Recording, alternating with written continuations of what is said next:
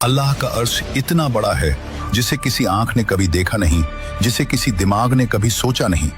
आज की साइंस सिर्फ ऑब्जर्वेबल यूनिवर्स तक पहुंच पाई है और मोहम्मद रसूलुल्लाह सल्लल्लाहु अलैहि वसल्लम 1500 साल पहले इंसान की अक्ल को झकझोर चुके थे। मोहम्मद रसूलुल्लाह सल्लल्लाहु अलैहि वसल्लम ने फरमाया, एक अंगूठी उठाओ और उसे एक बेइंतहा रेगिस्तान में फेंक दो, वही पहला आसमान है।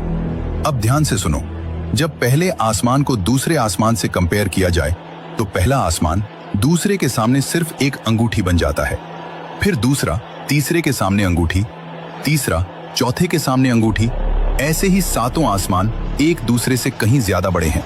और हदीस कहती है सातों आसमान अल्लाह की कुर्सी के सामने भी एक अंगूठी है और कुर्सी के ऊपर है अल्लाह का अर्श जो कुर्सी से भी बेइंतहा बड़ा है।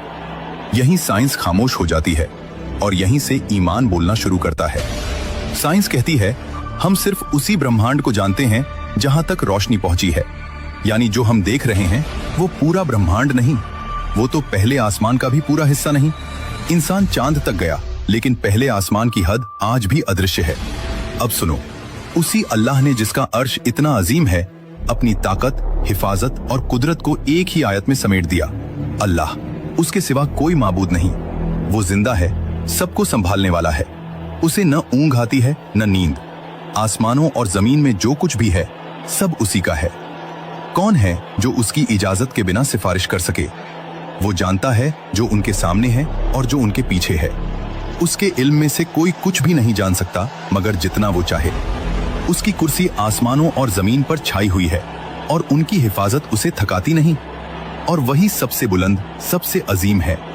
जब इंसान यह आयत पढ़ता है दिमाग समझ लेता है सब कुछ मेरे कंट्रोल में नहीं, लेकिन सब कुछ सबसे ताकतवर कंट्रोल में है।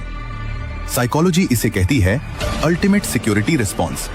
डर पिघल जाता है, सांसें गहरी हो जाती हैं और दिल कहता है अब मैं महफूज हूं।